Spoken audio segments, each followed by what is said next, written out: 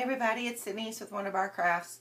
As promised, I'm doing the video on envelopes. So this one might be a little lengthy. I don't know. I'm going to try and show you guys, just give you guys some, hopefully some inspiration.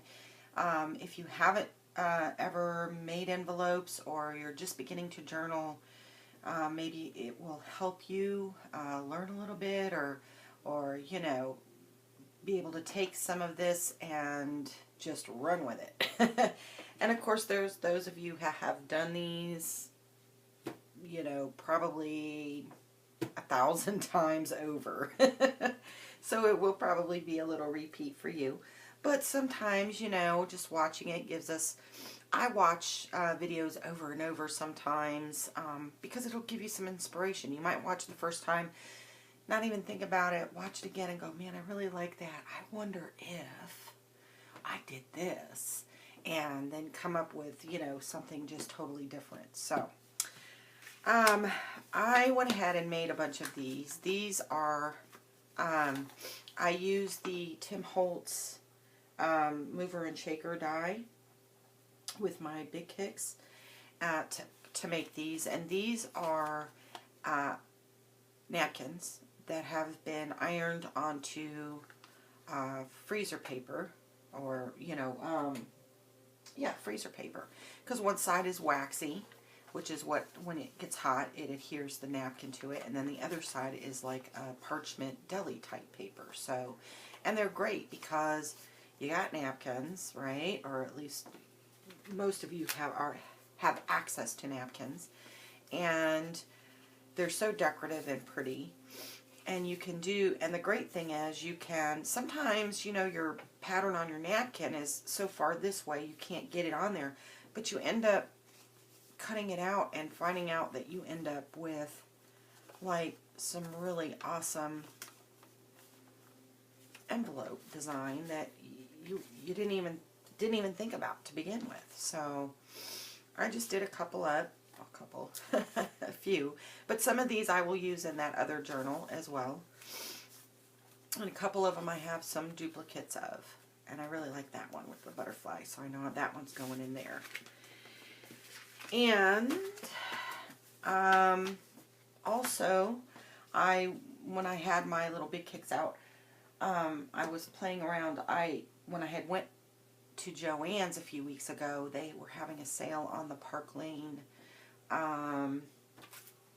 embossing folders, which you can run through your big kicks or your Sizzix, whatever machine you have, if you have one. And you can put envelopes in these as well. So what I did was I experimented a little bit because I've never used these before. Normally I either use embossing powder to raise it, or I will, you know, use a stencil to put a pattern on it. These ones I ran through, these are just some tea-stained envelopes, and I ran these through, and they came out really great. The impression was really heavy. However, in doing so, obviously it went all the way through the envelope, so you would have to figure out how to open it, which we might play around a little bit. But also, it cut through the paper, almost like a die on some spots. So I was like, this is not good because I don't obviously want a hole in my envelope, right? So I played around a little bit and realized that instead of using the normal plate, which I'll show you, I used a thinner piece of cardboard, and so it gave enough buffer in between to roll it through and make the impression, but not cut the paper. Now this one's on an avocado dyed envelope. I was just goofing around with, I kind of rolled out the pattern a little bit. Not all of it rolled down, so I played around with some distress ink and stuff like that. I like it, but I'm not, you know, I'm not like, kind of thing. And then I also did one with a long envelope, and I thought, I don't know if it will pick this up or not. I hope it picks it up. I'll ink over it so you can see the pattern on it a little better. But this would be just pretty just to stick in the mail, for real. Because it's got this beautiful raised, I think this is like a cherry blossom on there. So I grabbed out some extra envelopes, and then I also played with, I know you guys have probably seen when I avocado dyed these, but this is that Hewlett-Packard paper. And it takes the ink really well, and I ran it through and embossed it, and it actually fit in the embossing folder much better than the envelope did. And it came out. I don't know if, hopefully you guys can see that. It's really cool. So I am going to play around with maybe, because it's photo paper, I wonder if it will take like some watercolor or something, and you could just like, I don't know, we'll play. We'll play. And so I want to do a little bit of that. And I'm going to show you guys how to use the die cuts, how to use them, how to make an envelope using a scoreboard, and of course just making a faux envelope if you don't have any of those supplies. But I did real quick want to show you guys, I did do that video on sewing, and it did not, it uploaded, and like I said, I lost my, lost the files on it.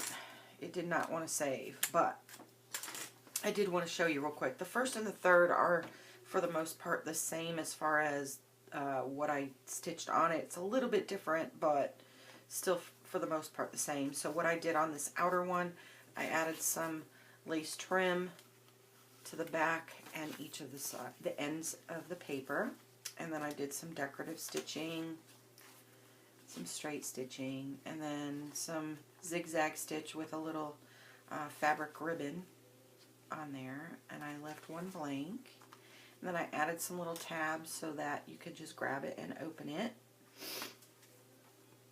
And some more decorative stitching. I think this is like crouch stitch or something. And then on this one, this is the avocado die that we folded in. I just added a little bit of trim. This is that crochet trim that my friend Amy, Crafty Cat, sent me. And then I did on the music paper. And I still have the other signatures to sew, and I might go ahead and try and redo the video on that so you guys can see. I know that there's a ton of videos out there to sew on fabric, or onto paper. But you never know. You know, there might be something that I show you guys, or a hint, or a suggestion that maybe you haven't heard before, or, you know, it helps you out a little bit. And then this is the center signature. And like I said, I keep them binder clipped together to keep them, this one I got this really pretty, sorry, Uber-dubers, hold on.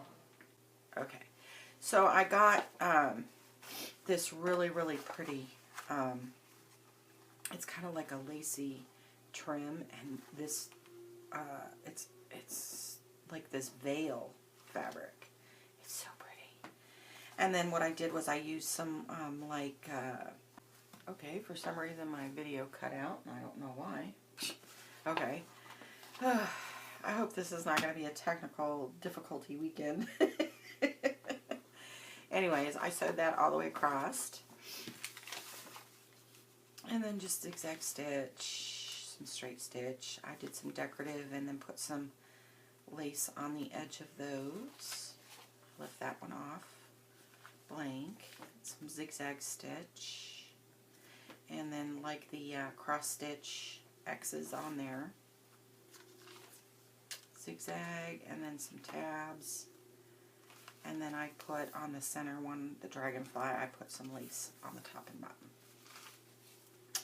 So, and like I said, the third one's kind of the same, so I don't want to bore you too much.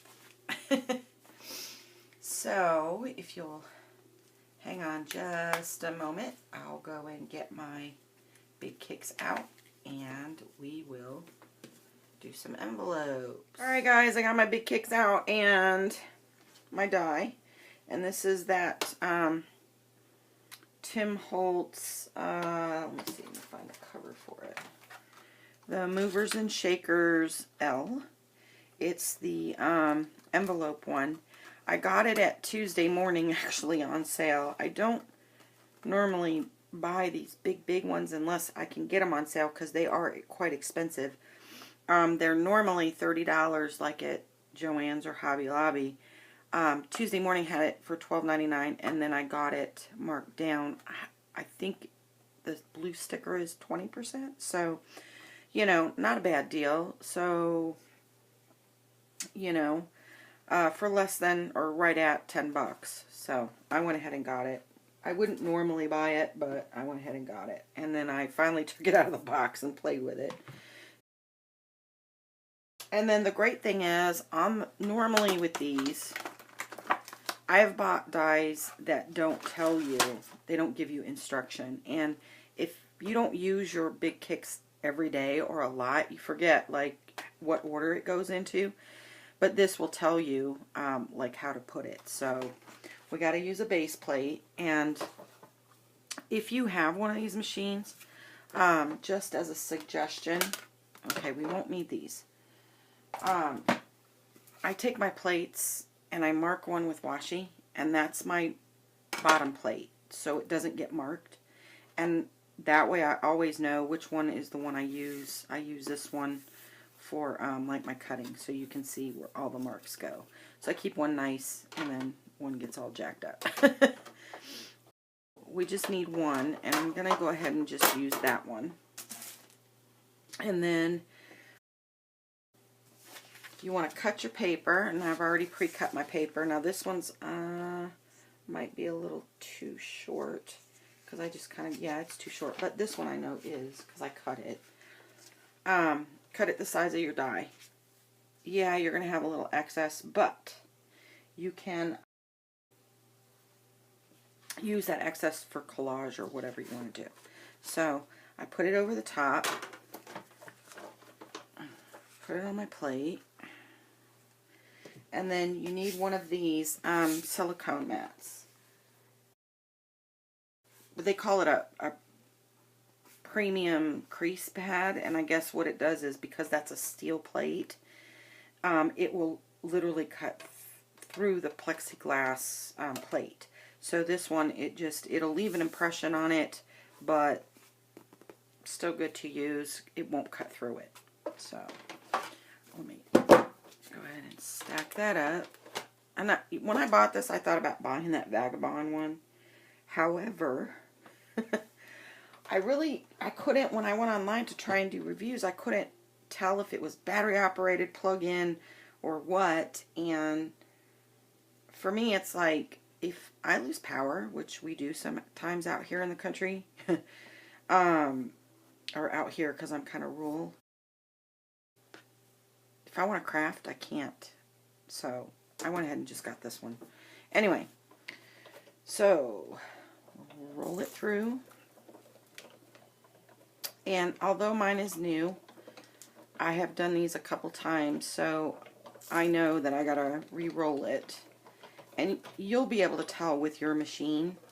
I mean, if you've played with it before, you know what areas cut good and what areas don't. So, and I've played with this one. I think maybe the reason why it was on sale is there is one corner that doesn't quite cut all the way through. So, see, that little corner right there doesn't want to, but that's okay. I'm okay with that.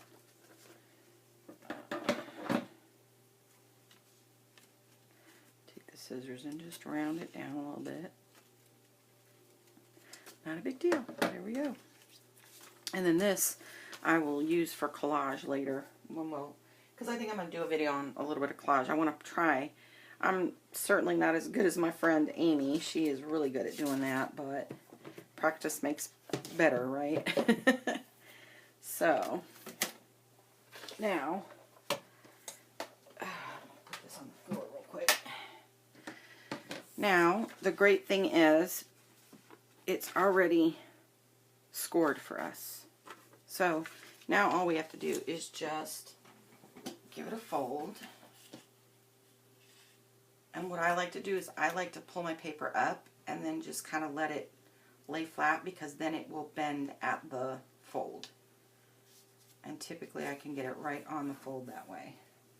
Let me see if my bone folder is over here.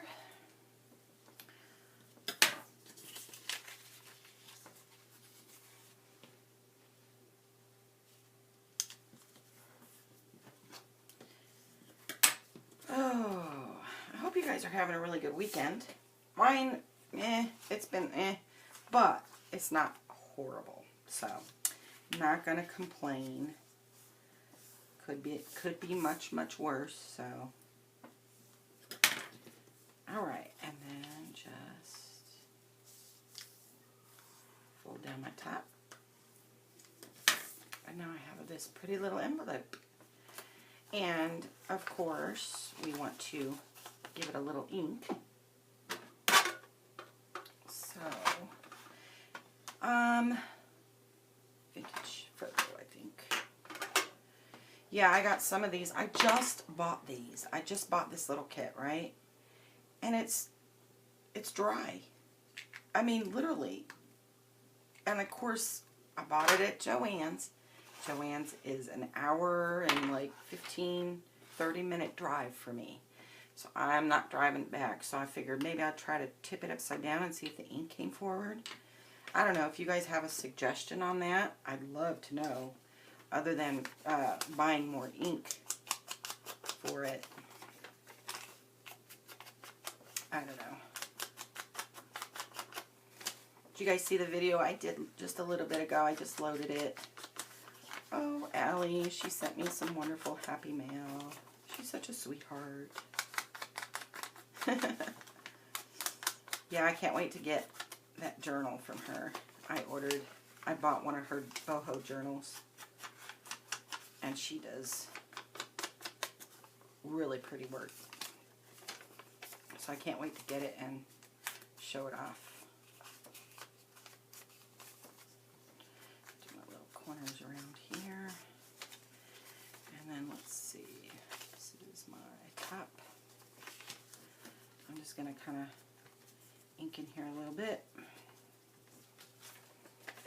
And maybe around here a little bit. Get rid of some of the brightness. But that's, you know, using a napkin. And of course you can use normal crafting paper. I mean, that's what it's for, right? So that's one way to make a little decorative envelope for your journals. And normally what I like to do is I'll do a bunch of them. And then what I don't use, I just put in a little, like, here, let me show you. I have, if I don't run over my dog,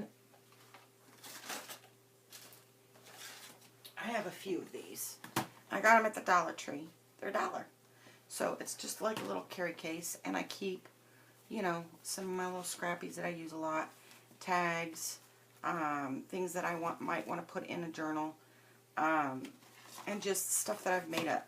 And I just put it in here. See, I've already made a couple little envelopes.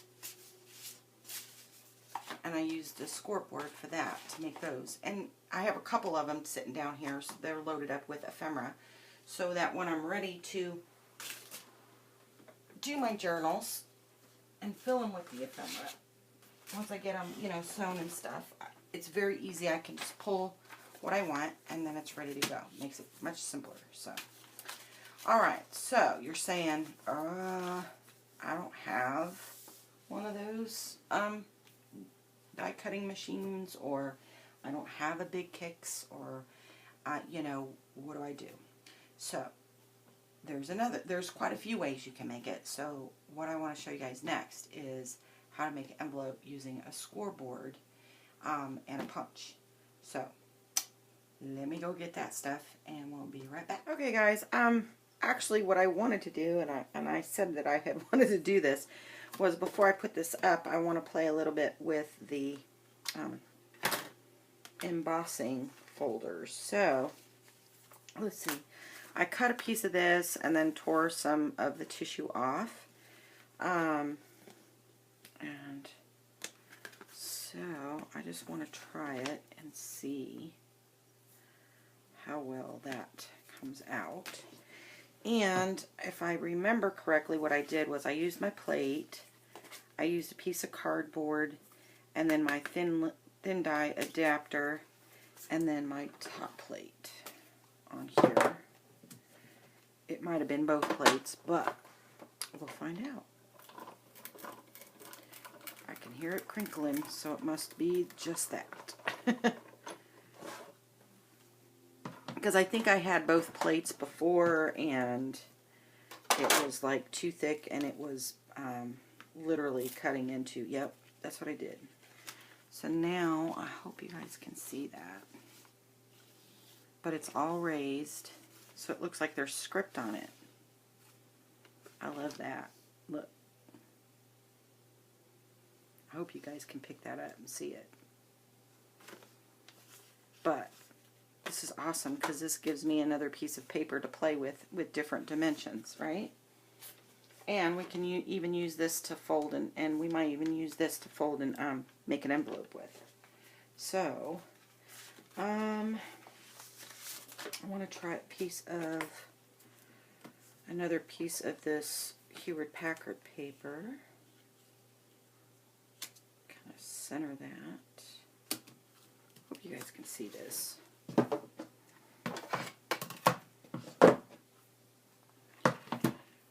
And they always say to move this into different spots, and I think that's just for the cutting, but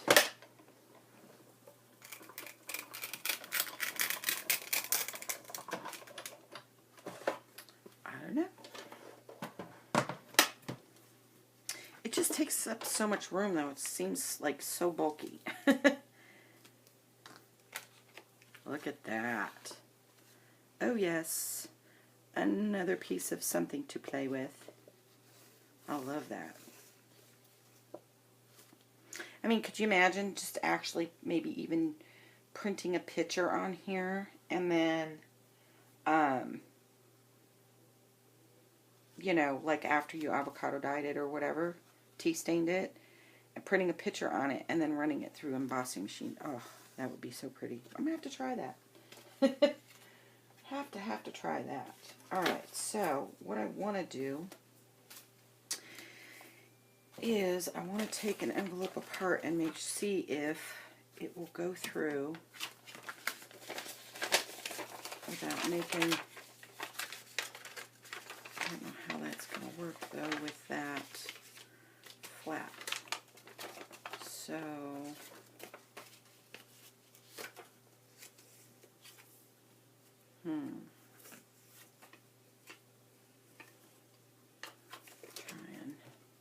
So I guess with this, it's going to be too long that way.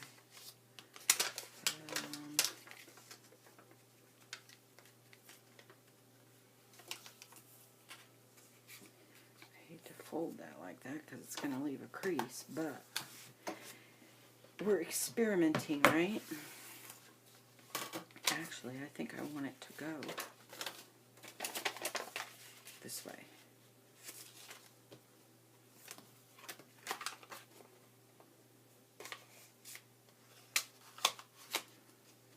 Experimenting.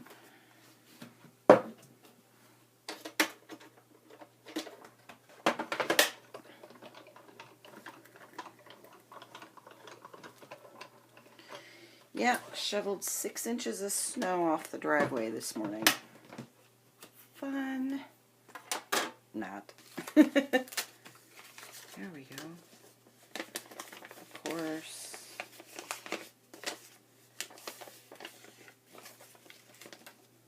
Got a little bit of the pattern on the back, but that's okay. That's still pretty. Give it a little ink over. How pretty is that, right? So, alright, so we played a little bit with those. And that's another way to, you know, if you just have like a plain envelope and you have some embossing folders, that's an awesome way to do it, to give some more dimension to your envelopes. Alright, now I'm going to put the machine up and grab my scoreboard and my punch, and I'll show you how to make envelopes using that. Okay guys, I'm back. Went and got a couple different types of paper packs and some more napkins on freezer paper to make some envelopes using a scoreboard. Now, this is the one I've got, and it's small. It's just an envelope. It's actually intended to make envelopes. I use it for other things as well. But I know that the Paper Studio one does. Let me see if I can get it zoomed in. Maybe you guys can stop the video if you need to look at, but it has charts both in inch and in centimeter, and it tells you, like, if you want a specific card size, cut your paper a certain size, and then use the scale marker down here to make your score marks on it. So if you don't have this on the back, if you have like the Memory Keeper one, I don't know if the newer ones have it on there, but I know older ones do not. But if you need to write these down, that's, you know, you could freeze the video and write them down. And of course, this is not a how-to or tutorial. It's just a craft with me while I make some embellishments and stuff for my journal. So, in my center signature, put those aside for a second, I have a page, and I don't know if you guys remember, that's like a half or a small page. You know, it was just a tea-stained piece of lined paper, and so I sewed on it, but I left the top unsewed. So I want to sandwich 2 envelopes in here, okay, so that when you open it,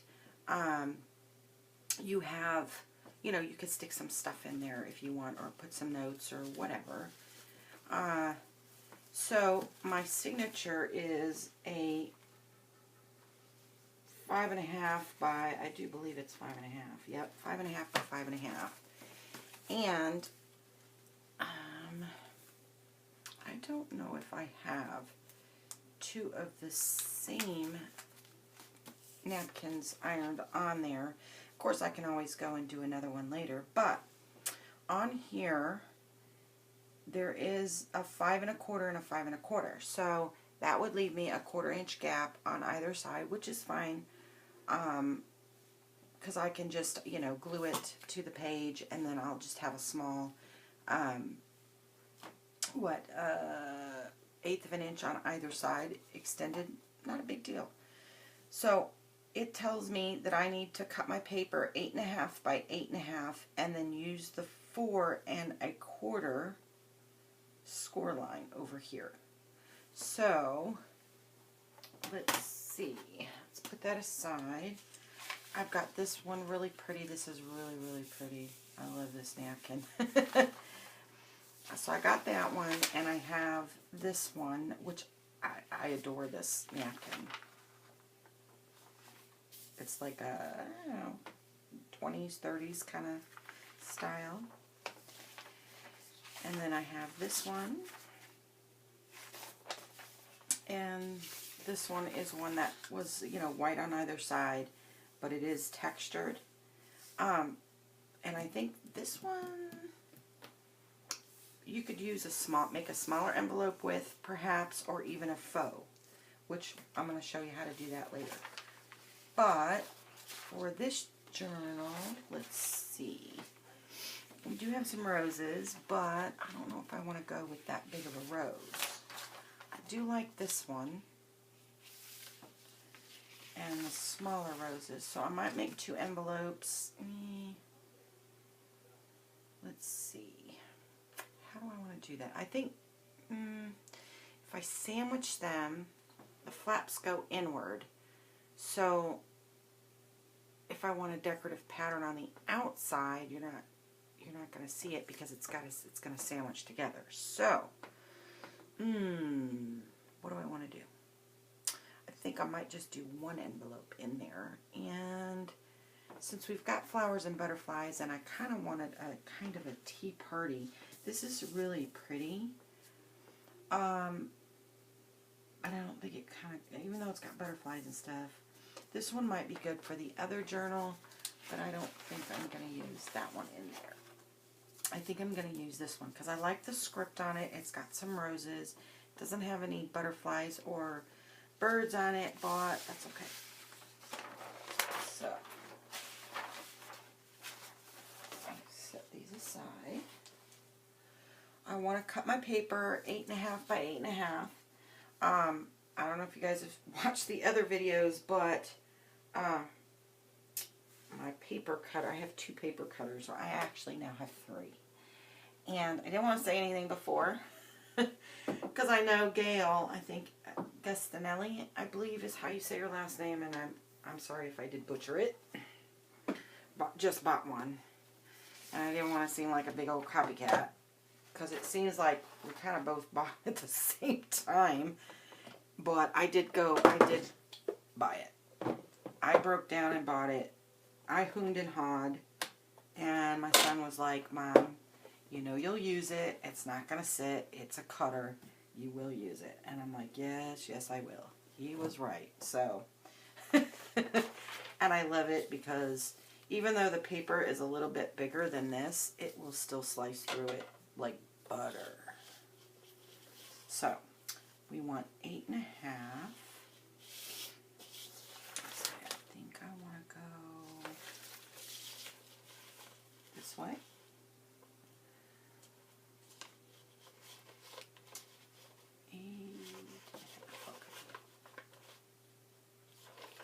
I'm just trying to figure out, because it's a new cutter.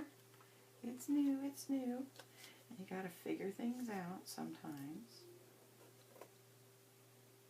There we go. And I like that this holds down. And I love that it's a self-sharpening blade, and I don't have to buy any blade.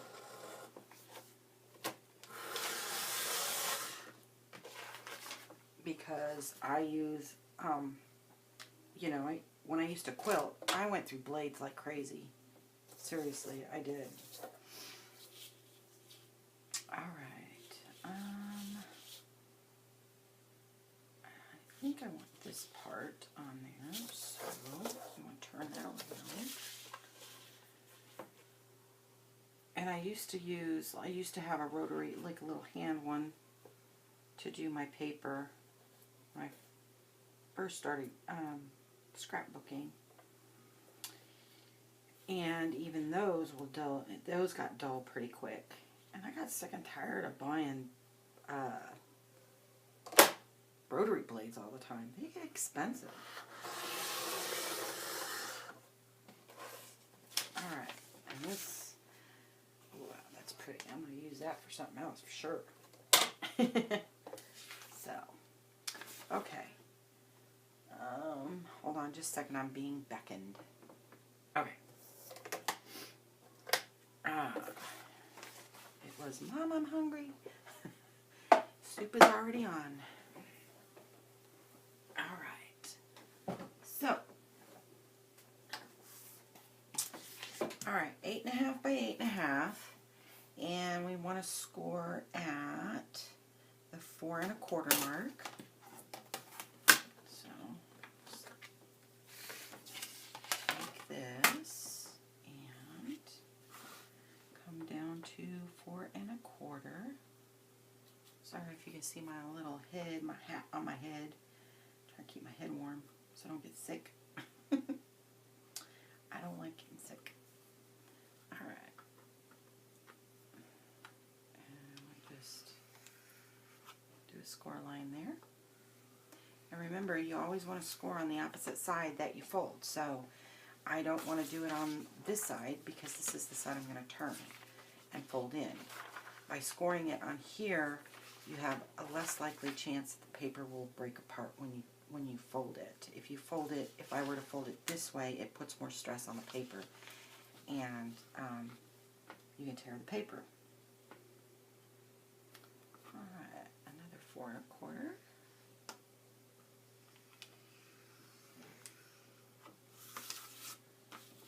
Now this one is the Paper Studio, and it did come with a punch for the envelope. I have seen other ones also. I think the We Are Memory Keepers has one that has the punch built in on the top. And I know the older scoreboards didn't come with any punch at all, corner punch or anything like that. So this one did come with one. It's just not attached, and I like that better because I don't have to sit here and turn it and fiddle with it. I know some people have that range and can, you know, do all that. I don't have that kind of range with my arthritis.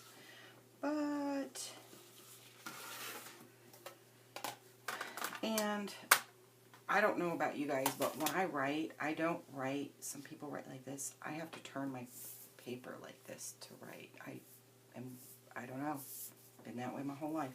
So, now we're ready to punch out our little corners here. Okay, so this one is marked. It says, this is the corner for the corner punch, and this is your notch. So you want to feed, when you're, you make this, your lines are going to crisscross. Alright, so you're going to have like this little X mark here. This is where you want to feed into the notch. So on this one, this lovely punch has these little guides right here. So you just put it in there, and then you make sure that your notches, and I hope you guys can see this, but your notches, see where the score line is? That mark, those little notches that come out, is where you want to line up so that you make sure that you get the center part of the punch. So, turn this so I can see it. Get it in there. Oop, off just a little bit. And my scissors here. This is going through wax paper, or freezer paper and napkin, so it's not as my punch is sharp and it works really good. It's just it's the paper is thinner and more fibrous. So okay.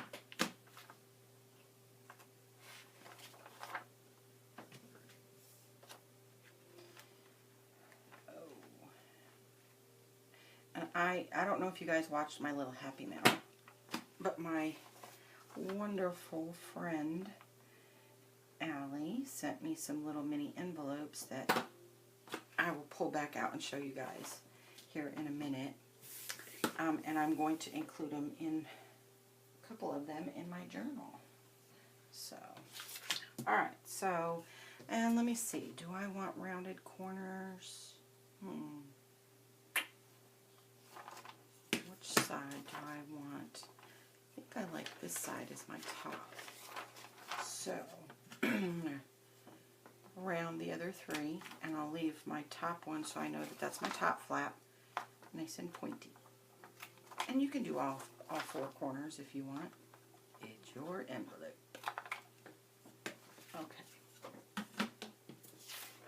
So, now we're going to turn it around. Let me find my other little, actually I like my bone folder, but you can use this one. It's got a fold on it as well, you know. Alright, so that's my top. So let me fold in my sides. And I just roll it down.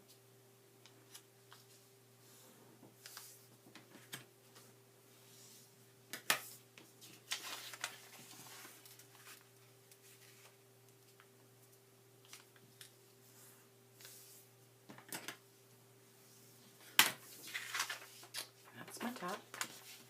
So this is my bottom.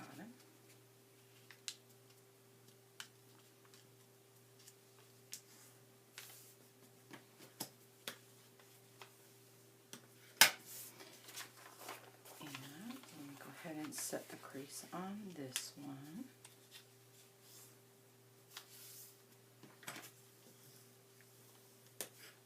Okay, so now I have a nice envelope that's going to take up, it'd be like a whole nother page in there, and I will probably decorate it, maybe put some lace or something like that on the top, which we can do here in a minute. But that's how essentially you use the scoreboard, your envelope scoreboard, to make it. Now, you don't have to have the envelope notch. If you go on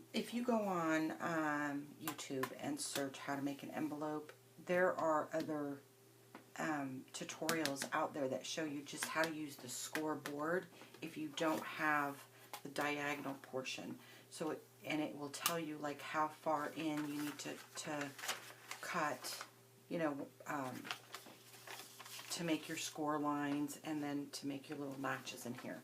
And I'll probably go through with some little fine scissors and trim some of that off too. So let me grab some ink and stuff. Actually, we'll do that on camera, right? Find my little scissors. Bought some Tim Holtz ones. I wanted to see if they were any good for fussy cutting. I have other little ones like that have the curve on the top that are great for around corners and stuff, but not so much for straight cutting. Alright, and if you do these on the wax freezer paper, sometimes it will come up off the, it'll lose its bond. That's okay, because all you got to do is just put a little bit of glue on there, tack it down, and you're good to go. So, which I will have to do on that one. Alright, I think all my other little edges here are just about good to go. Okay.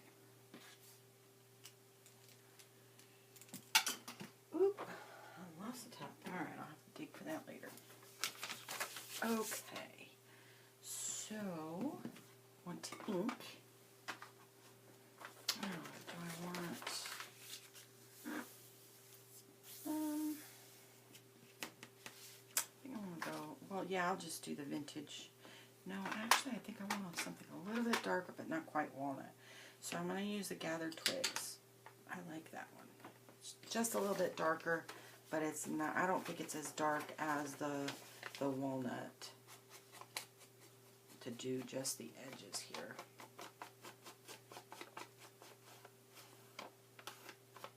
You know, you gotta change it up every once in a while.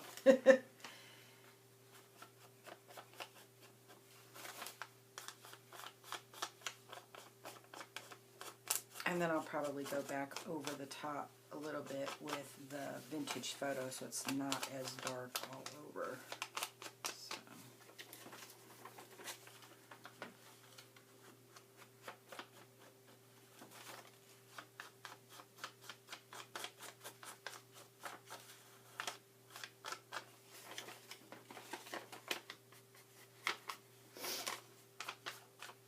Like I said, we got 6 inches of snow.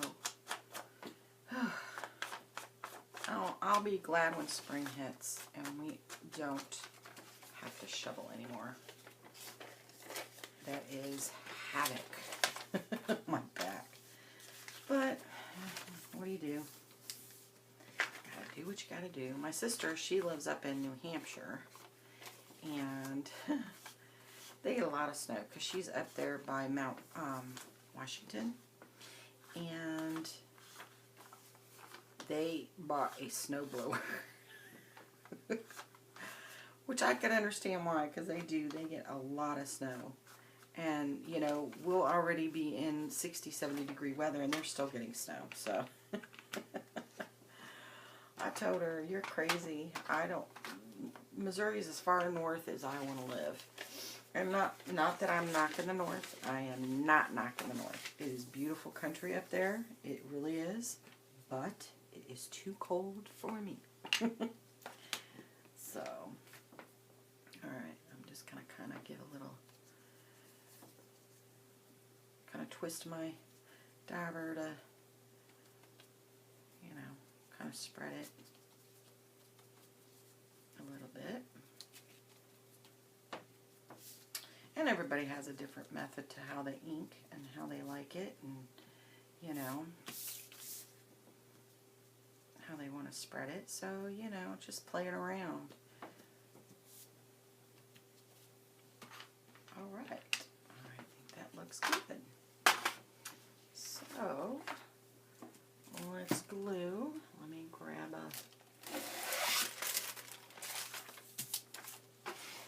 piece here because I don't want to get, I still got glue splotches on here, and I've scrubbed it, and sometimes can't get it off. And let's see, hopefully this is not stuck closed. I had to pull big globs out the other day. Alright, yep, so I am just gonna, yep, it's coming out good. Give it a little glue.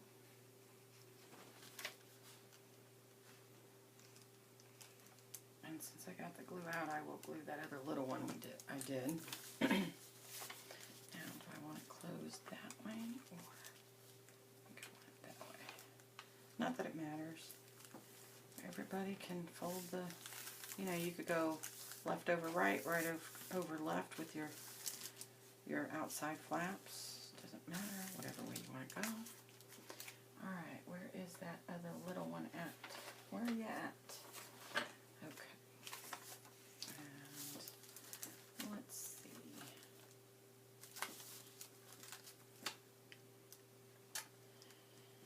Yeah, but I know that cold weather. Whew.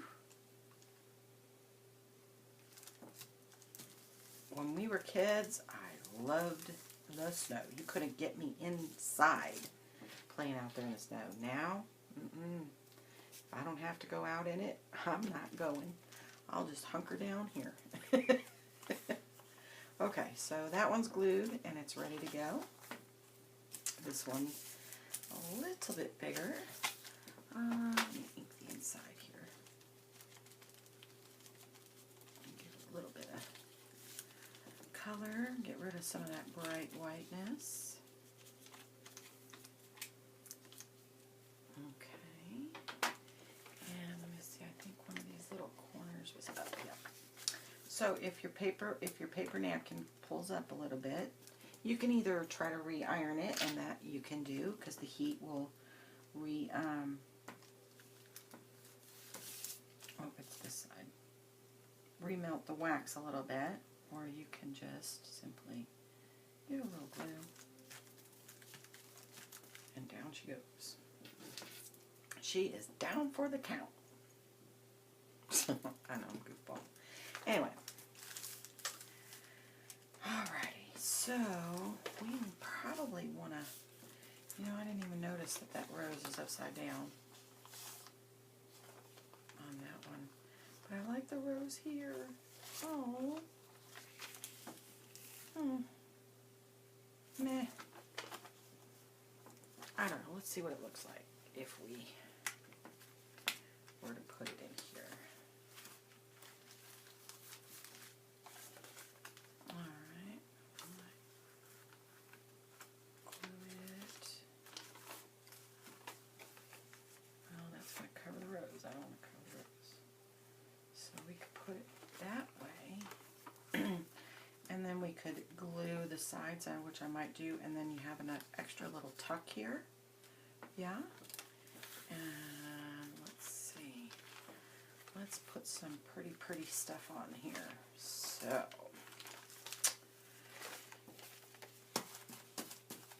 alright.